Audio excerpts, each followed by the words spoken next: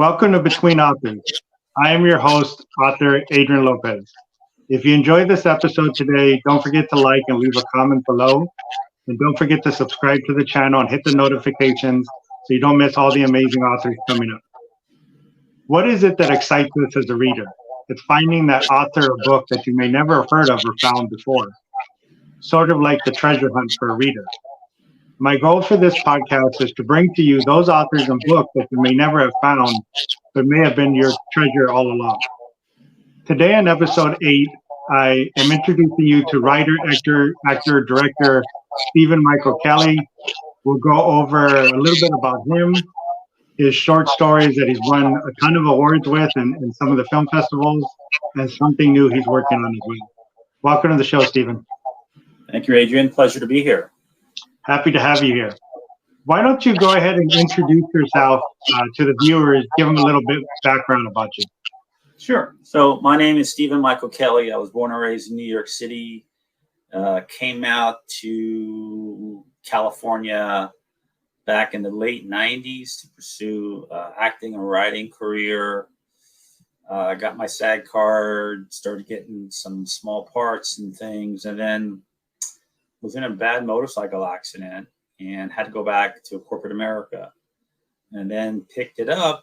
You got married, had a child, the whole American dream thing. So then right around 2020, I started doing reels, because now reels for films, right? Started doing demo reels, and then that led me to doing a play, and then through a play, did No Mas and did The Righteous, and now I've got a book coming out. So it's been a kind of crazy journey, to be honest with you. Yeah, it's been interesting to watch your journey on Twitter as you know, you've been moving along. We'll get to the short stories in the book in a moment. Why don't you give the audience a little bit of a background on your influences? That could be art, could be music, could be movies, actors, anything that influences you in general. I think it would be primarily actors, and the actors would be someone like Gene Hackman, Robert Duvall, Martin Sheen, some really strong character actors. Mm-hmm. Guys that can play a multitude of roles, and you don't see like the same actor. Oh, well, now it's just like if it was me, it's Stephen Kelly, playing a Texas deputy, or Stephen Kelly playing a New York lawyer, or Stephen Kelly playing a surfer. You see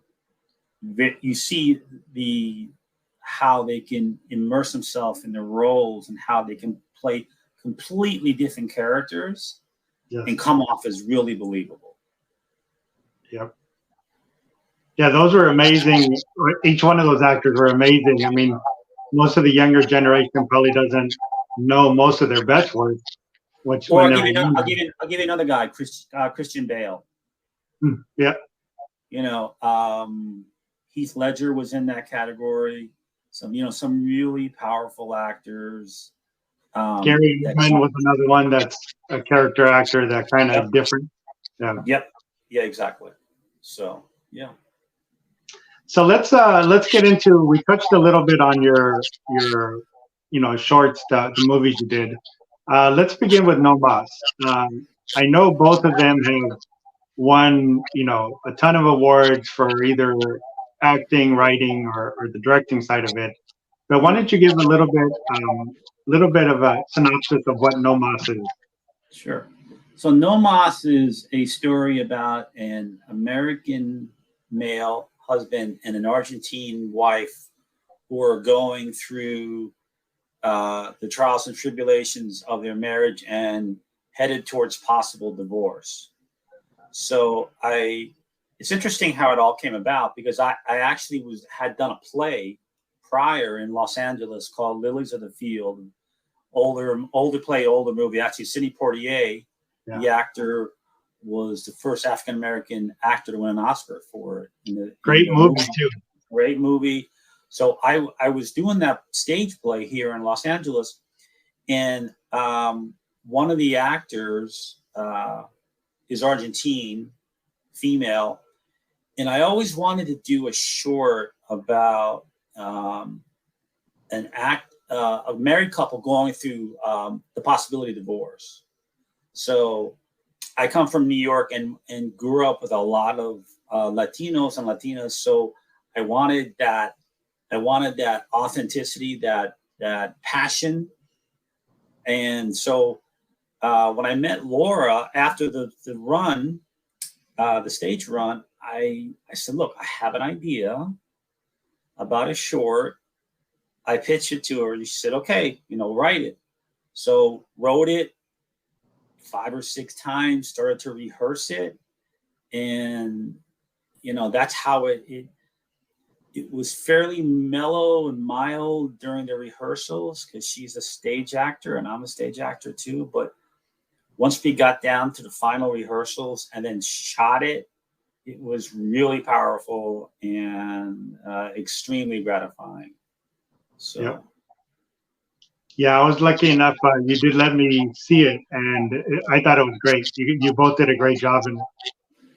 Thank you. Yeah, I mean, the first thing that people say, the chemistry, and the great thing about it is when I was writing it, I can write for a woman, but I'm not a woman. So she had a lot of input into her character.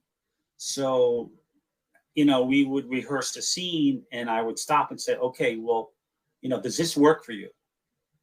How does your character feel about my character and what he's saying and what he's reacting to, so on and so forth. And it's about really the husband's a lawyer. She is an artist. She's a dancer and an actor.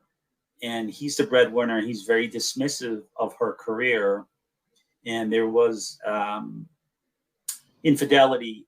They were married 10 years. There was infidelity on my character's part 5 years prior. And basically he just said, look, I'm sorry it happened. Let's move on. And he really forced the issue of that. And she's carried on for the last 5 years this amount of resentment towards my character, her husband, because I also lied about it too for 6 months. So I had gotten her into the point where she started to believe she was crazy, that no, I didn't cheat on you. It's all in your head kind of thing. And I asked her about that. I said, she's married, I'm married. And I asked her about what would bother her in terms of that was her life. And she said, well, the cheating, yes, of course, but the lying about it. So that's really the crux of it, the story where I come home from the gym one morning and she just basically says, good morning. I say, what's for breakfast? And she says, I want a divorce. And then we get into it. And my character is just completely caught off guard and is put in a sense of true vulnerability where he's this macho guy, but he's on the verge of losing his wife. And he's at the precipice of this and he knows it. And he has to come clean with everything. And she comes clean with her feelings. And there is a resolution. It's up really to the audience to think what happens because I left it open-ended, but it was a really powerful piece and it worked and it flowed. It was very organic. It was awesome that way. Yeah, I mean, so I think awesome that my dog Luna was really impressed by it, as you can see behind me. I think you did a great job by getting her input for it as well from her character, because it does come across very genuine from both of you. Yeah, the good thing about it was because I had worked with her in the play, I knew her. You spend a lot of time in rehearsals. You spend a lot of times in between scenes. So you spend a lot of time with these people. And this was also, the play was done during COVID, so we were really in close proximity. We were wearing masks 3/4 of it, which was very difficult to handle actually as an actor. But it was great to know her, and then because we had acted in the play together, it just sort of carried on, So yeah. It was great. So for No Mas, generally I ask a couple of questions. So did you have a favorite scene that's in No Mas? And did you have a scene that was the hardest either to act or to write? Okay, so I'll answer it in order. So my favorite scene, and this is a great part of it because I didn't write it in the script.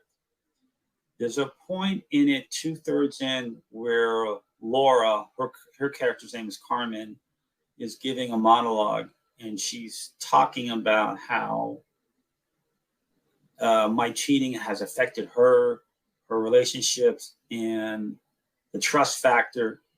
And she actually sheds a tear as we're shooting it.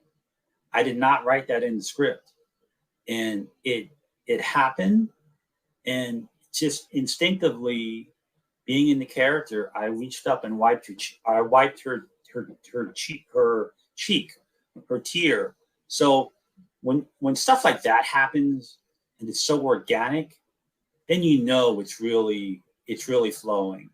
Yeah. And I guess one of the harder parts of that whole scene was when my character asked her, because they had not been intimate in several months, and my character says, "Are you not attracted to me anymore?" I mean, that's a very vulnerable place to be in, because what would happen if my wife had said, "No, I'm not at this point. I'm not in a relationship." So yeah. For the character, it was a definitely, I'm walking on a ledge in terms of being vulnerable. So. Yeah, both of those scenes were great too. I mean, like I said, it comes across very genuine. So you can feel the emotions in both of those scenes. Did you have to do any research specifically for No Mas?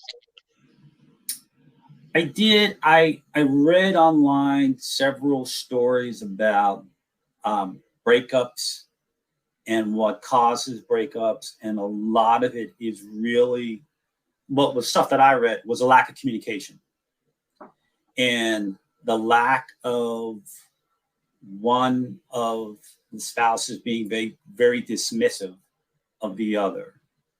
And my character is a corporate lawyer. He's the one who makes the money, and she's doing this art thing, right? And not making the kind of money that my character is making. So he looks at that as a weakness, I would say. And he doesn't respect her art, and doesn't understand it, number one, and doesn't respect it as well. And then when she is thrust in the spotlight as an actor, and she's on stage and she's getting accolades, he doesn't like the attention. He doesn't like spotlight on her because he's used to it being, the alpha male, the machismo guy in the relationship. So I read a lot about that, and I actually talked to a couple of friends that have gone through divorces, and a lot of them say the same thing. It's the communication. And the lack of communication, when it gets to a certain point, it's almost too late. Like, wow, we should have talked about this 5 years ago. And it's gotten to the point of no return. So. Yeah, I mean, I think you cover on the two major aspects for a relationship is communication and respect. And it's really that respect for each other, each other's differences, each other's strengths, each other's weaknesses. Yeah. That's the thing that keeps it going. And when you don't have that, just like you said, that's when it starts falling apart. Right. So let's talk about The Righteous. Why don't you give a little bit of a synopsis, background of what The Righteous is about? Sure. So The Righteous is a Michael short. It's about 2.5, I think it's 2 minutes 45 seconds. It's a scene between a detective from the South who is deeply religious, who is interrogating a suspect who he suspects is a serial killer in the area, and it takes place in North Carolina. And he had interviewed this suspect prior, 8 years ago, on a domestic violence charge. So when he interviews them, again, he's deeply religious, and he feels like things happen when, and he says that in the story that he's been a police officer for 28 years, and he's seen a lot of things in his career. He's seen death, he's seen injury, he's seen accidents, he's seen people live through some of these terrible accidents, and he truly feels that's the Lord taking care of the righteous. And the woman is a 66-year-old grandmother who was allegedly assaulted by the person I'm interviewing, is also a church member. So he knows her. And it starts to really boil up in him. Like, I think I have this guy I'm looking directly at him. I think he is the person who's done this. So there's a lot of things that are going on in the scene. The camera's not working. The video camera that's up in the ceiling is supposed to videotape it. It's not working right now. And he starts talking to him. He believes his strong belief system in right and wrong. He believes in the devil, and he's seen a lot of people like him that are really sociopathic. Because when he tells the person that I'm interviewing that you may not remember this, but I interviewed you 8 years ago on a domestic violence charge. He has no emotion. Like, it just doesn't faze him whatsoever. So it's a very powerful short, and it's got a lot of awards. Actually, I was just in Albuquerque, New Mexico for film festival, and it won a couple of awards. I won Best Writer for it. So very powerful, religious, spiritual. It's actually I'd say more spiritual than religious, if that makes any sense. Yeah.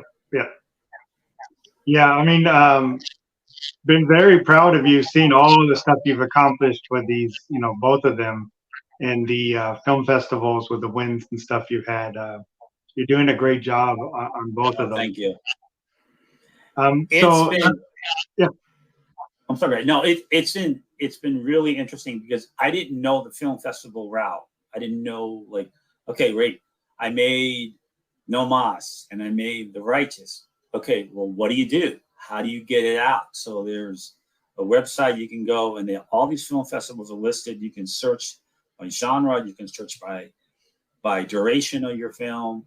So I entered a lot of them, and I've been really lucky. I've won, honestly, all over the world. I've won a lot in Europe, a lot in London, a lot in France, a lot in Italy, India.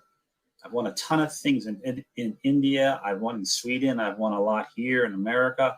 So it's just been fantastic. And when you get a comment back from a film festival director saying, hey, I saw your film and your performance was inspiring, I've gotten that a couple of times, and that's just overwhelming. And like being at the film festival last weekend in Albuquerque, being around all these artists that are making really good films, it's a very humbling experience. It's very fulfilling, and you realize you're really doing it for love of the art, and you're doing it to really express yourself. Mm-hmm. Yeah, and again, don't consider yourself lucky, man. It's your hard work and talent that's paid off. I mean, you're doing an amazing job in all those things. Thank you, Adrian. Thank you very much. So yeah. So on The Righteous, same questions basically. Was there a favorite part of that short, or was there a hard part? Whether it was writing or acting. It wasn't really hard. It was interesting about The Righteous. Originally, I was going to play a guy who was kind of had a nondescript accent. But then I had it placed in North Carolina. So then it became kind of a Southern drawl. Like I did a West Texas accent in Lilies of the Field in the play. No Mas is pretty much generic, maybe a little East Coast. But with The Righteous, when I started doing it was more like a New Orleans accent drawl. Then it really started to flow in terms of the dialogue, because my character uses a lot of references to, he talks about the righteous and how the Lord takes care of the righteous, and he's a church going guy, and it kind of it started to flow a little bit, and it got a little more intense when I added that element to, because originally it was just going to be kind of a generic accent, but it just kind of, it took a life of its own. So, yeah, go ahead. And then with the other actor, Steve Whalen, who plays the guy I'm interviewing, I just said, look, just be very monotone, don't flinch at anything. And he did that, and it really worked well, because he comes off as honestly sociopathic, and he's just, as my character gets more worked up, he's worried about the camera not being on, and he wants somebody in the room, because he's starting to get nervous, because he feels my character's starting to get, he believes in divine intervention. Camera's not working. It's just you and me in this room. And you've had this coming for years, is I think with what I say. And it gets intense. And I've had people say, I watched it, I got a little nervous. But that was the purpose of it. It becomes an intense scene at the end, where it definitely builds up. Yeah. So did you do any specific research for that? I mean, because you have a lot of different elements that are in that show. I did actually. Where I live in an area with a lot of police and sheriffs that live in the area. So I asked them. I asked one specifically, a buddy of mine who he works for LAPD in homicide, and I asked him about the interrogation process, how it works. Because the biggest thing for me is, does it come off as being realistic? Mm-hmm. Right? Because I don't want to have some police scene where it just flies off the handles, and people that are in law enforcement are like, that's not really how it would work. So I definitely listened to, there was two guys. One's a sheriff and one's a detective, and said, in fact, I showed the detective the scene. He goes, that's pretty much spot on. He goes, of course it's from the South, but just the passion that sometimes you get when you think you're dealing with a serial killer sitting across from you. Yeah. So in terms of, like No Moss and Righteous, do you have any other plans for some other ones that you're going to do? Anything in the works? I do. I actually have two full feature screenplays that I wrote several years back. One is a police drama, and then one is a fantasy Civil War, present time, reincarnation, past lives, backdrop to it. That one's called Secret Messages, and the other one is called Retribution. And I'm definitely shopping those around more. Both pretty powerful. I like dealing with elements. I like dealing with conflict. Mm-hmm. I like writing about conflict and how people deal with conflict, right? How do you get from point A to point Z? And I like showing differences in cultures and relationships. And if you and I are coming from totally different places in the universe and we come together, how does that mesh? Yeah. Or how doesn't it mesh? That's something that I like to write about. So I've got those two screenplays as well, working on. Yeah. So here's a question. Since you've gone through all these film festivals, the comments, the feedback, the awards, has it changed the way you would write going forward? Do you find yourself wanting to go back and looking at those screenplays and seeing if there's something you would change, or has it changed your process in general? You know, it's funny you say that because the Righteous originally was just supposed to be a demo reel. It was 2 minutes long, so it's a reel that me as an actor would show a casting director. Okay, here is me doing a dramatic piece, playing a police officer, playing a detective. So what had happened was people had seen The Righteous as a demo reel. And it was a little longer than normal demo reels. It was about 2 minutes long. Normally they're under a minute. So from people in the industry seeing it, they said, this could be a really good short. So the editor who did No Mas, I sent him The Righteous, and we actually met. We talked about it. So he added a montage in the front where you see like the corkboard you see in police dramas where they're putting all the evidence together and they're tying it all together. And then he did a montage at the end. So if I'd known that, to be honest, I would have made The Righteous a couple of minutes longer, because everybody says the same thing when they see it. What happens next? Like they want to know what happens next, because I leave it kind of a cliffhanger in terms of what happens. But everyone says the same thing. No Mas, no, because No Mas pretty much wrapped itself up within 10 minutes in terms of being a short. I definitely have a couple ideas for other shorts. The question is time. Like, I've got a book that's coming out, so I'm focused on that. So it's really, okay, do I take the time to write another short? Because I do have another short in my head. So again, I'm juggling a lot right now. The film festival is starting to wrap up for the most part. I started submitting back in January, February, and they run basically through the end of the year. I've got a couple in 24 that are up for judging, but it's starting to wind down a little bit. But yeah, again, it's just, sorry not to go on too long, but yeah, for The Righteous, I would have made The Righteous a little longer, to be honest. If I had known it was going to be short, I knew No Mas was going to be short, so No Mas is a little under 10 minutes. That was perfect. But I would have made The Righteous a little longer. In fact, people have said, would you make it into a feature? Possibly. So. Yeah, very interesting.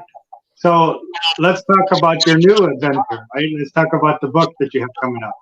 What made you decide to write a book? And where did the idea come from? And why don't you tell us a little bit about what it's about? So it's interesting because when I started with the film festivals and I started winning and getting awards, I had to be much more active on social media, especially Twitter and Instagram. So started following a lot more people, started following me, a lot of artists, a lot of writers, actors, directors, authors like you. And you're really a big part of how this book came about, because you had seen The Righteous, you had seen No Mas, I wrote them, and we talked about it on Twitter about, okay, what else have you done? And you literally jogged my memory, because I wrote a sonnet about breaking up, had to have been 30 years ago.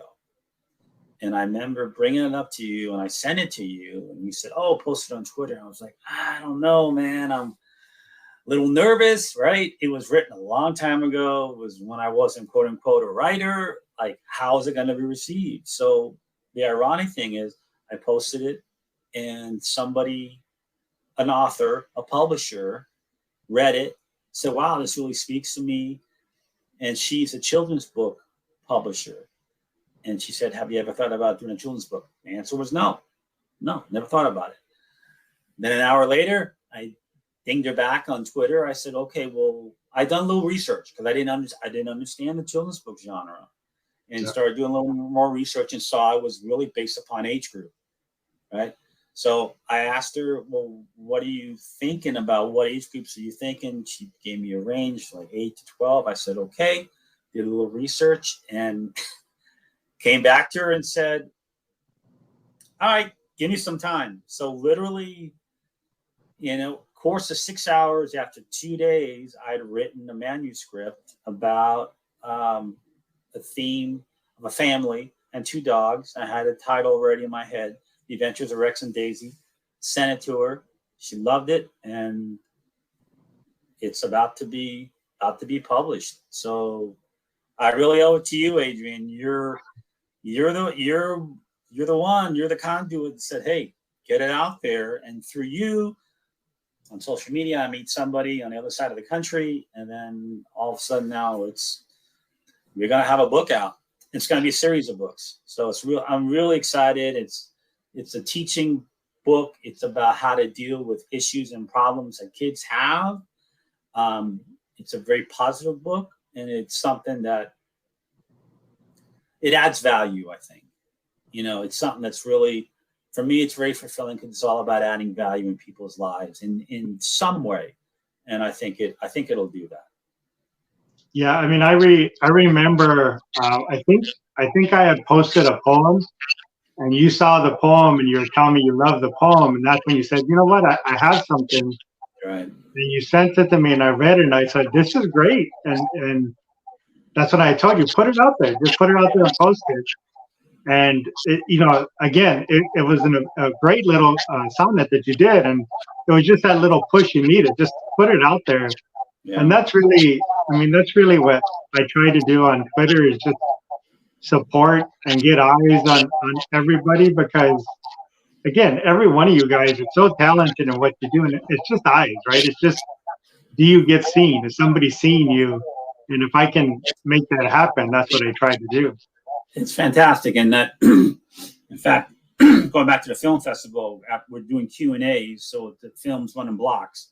So it'll go from 1 o'clock to 3 o'clock. So that after 5 films are up, the 5 filmmakers will go on stage. And I remember one of the filmmakers said, "Where we are in our lives, just keep creating,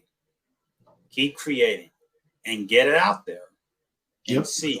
Whether you're creating a film on an iPhone, you're writing a sonnet, you're writing a short story, you're writing a short for film, get it out there. Some people are going to like it, some people won't, but just keep creating." And I remember that stuck in my head, hearing that from another filmmaker last weekend. And you're right, you just get it out there. And in that regard, social media has been great, because the arts community is very supportive of one another. When I see, and I've met, it's so funny, I've met filmmakers through this film festival experience. Like, I'm in LA, a couple of guys I know now in New York that are putting stuff, and they're winning awards, and sometimes we cross paths in the same film festival online. So, and it's all about supporting one another. It's all about supporting one another. Yeah, I mean, again, the main message I would think for anybody in any of the creative arts is really just make sure you find your voice, and the audience is there. There's an audience for everyone's voice, right? You have to be able to be willing to put the work in to find that audience, right? And that's the thing. Sometimes it takes one person that finds you and loves what you do, mentions it to somebody else, and then it just slowly keeps rolling from there. But that's the thing. You just stick with it. Find your voice, and there's an audience for it there. It's just, they have to find you. You have to find them. Right. So, tell us. You told us a little bit about the book. You say you plan on doing a series. Is it always going to be the same characters? And do you have a plan on how many you want to be in the series, or do you have other ideas you're thinking of as well? So the title of the book is The Adventures of Rex and Daisy. So Rex and Daisy are 2 dogs, and 2 mixed breed dogs. They're litter mates. They're about 3 years old, and they live with a family in Denver, mom and dad, and a set of twins that are 9 years old. So what makes this interesting is the dogs can talk, and the dogs help the twins out with issues, how to get through life. And they find out by accident that the dogs can talk, because one of the dogs are talking about the boy Henry, who's playing baseball. He's 9 years old, and it's all about success and failure, right? Sometimes you play, sometimes you get hits, sometimes you don't get hits, sometimes you make errors in the field, and it's all about dealing with the success part and the failure part. And, how do you handle the failure? And the theme and the dogs are able to convey to Henry in this book, look, just try your best, that we all have special talents. Like the dogs use an example of, again, there's Rex and Daisy. Rex is the male, Daisy is the female. Rex tells a story to Henry and Emily, who's the sister, about, hey, I am bigger and stronger than Daisy. We're litter mates, but I'm a male. I'm a little bigger and a little stronger, a little faster. But when your dad plays Frisbee with us, Daisy's better than I am because she's a little more nimble. She's a little more athletic. So there are some things that I do that are better than Daisy, and there are things that Daisy does that are better than what I can do. So it's all about them. It's all about being positive, and it'll be about 32 pages, and the illustrations are adorable, and it's so positive and upbeat that it's funny to read, and you probably can relate to this when you read what you've written and you look back as a third person, like you separate yourself from being the author and like, wow, this is kind of a cool story, and the feedback's been fantastic, and I want to do a series of these books. I want to focus on other issues. Things like bullying, things like when parents argue, how do kids internalize that? What does it mean? Dealing with people from different cultures, dealing with getting older, the things that kids do, and the dogs are able to relate a lot of their experiences to the dog park. Because if you've ever been to a dog park, there's a lot of dogs there, big, small, young, old, and how they kind of get along, and that they use a lot of those examples to the kids. And it's again, I'm excited about it. I definitely want to do series of books on this, and I could be a cartoon. Yeah. I could make it a streaming series. So it'll be out hopefully within the next couple of months. We're going through the, you probably know this. I know you know this. The illustration part. So I get it back. We look at it. We sign off on it. But it's written. It's done. The front cover's done. The back cover's done. And it's just, and then just getting it out. Like I want to get it out to school systems. I want schools to take a look at this and, let children, 8 to 10, 8 to 11 years old, that age range, read it. And, if it helps people, that's fantastic, Absolutely. I love the message you're doing too about the somewhat equality between the brother and sister, right? They're equally, they have their own strengths and weaknesses, and that just makes them different. Doesn't make one better than the other.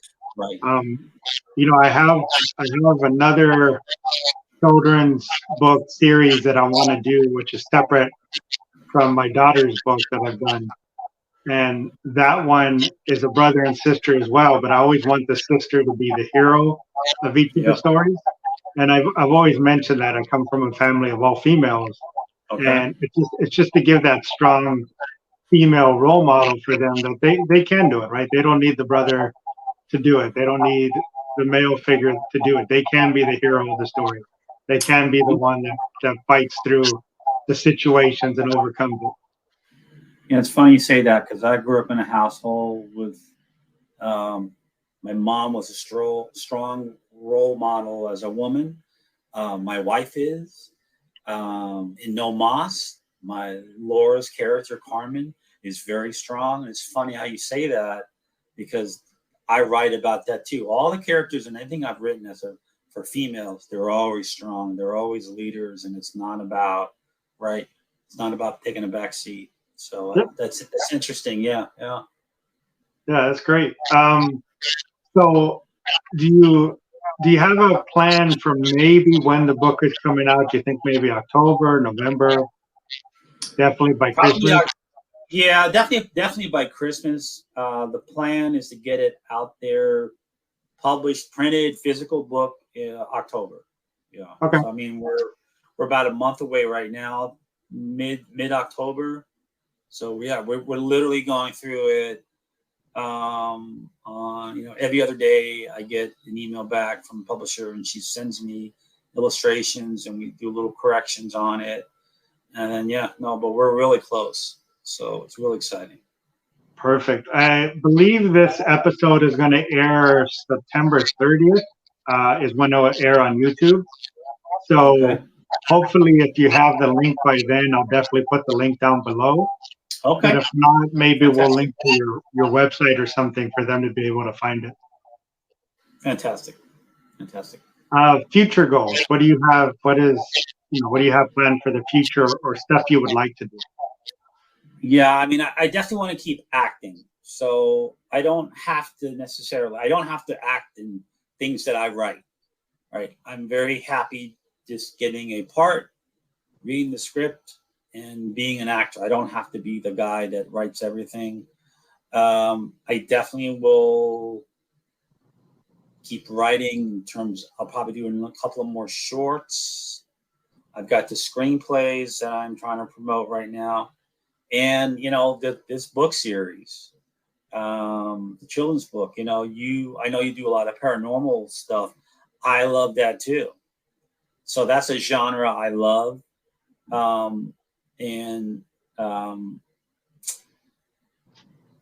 been asked to be a ghostwriter on a murder romance novel. So maybe that's another avenue. So, I never thought of myself as a writer, but, I thought I'm not good enough to be a writer, but it's all of a sudden, the positive comments have come through with the films and the book. And so I'll just keep writing, just keep creating. So, yeah. Hey, you never know. Maybe once I publish my werewolf book, you'll play that in the movie. How did you read my mind, man? I would love to do that. I'm serious. Yeah, I love all that. I love the paranormal. I love, one of my favorite movies is The Wolfman, one of the originals. I love it. I find that to be really fascinating. So yeah, sure. Sounds great. So I will leave all your links below for everybody to be able to find you and see what you've done and what you're working on. Again, I just want to remind the viewers, leave a like for the video if you enjoyed it. Please leave a comment for either Stephen or myself. Let us know if there's anything you enjoyed. If you have any questions for us, we truly would appreciate that. Definitely don't forget to subscribe and hit the notification so you don't miss all the amazing authors and writers coming up. And I just want to thank you again, Stephen, for coming on. I'm really looking forward to everything you have coming out, everything you're working on. Very proud of the growth you've had and seeing all the awards and recognition you've been getting.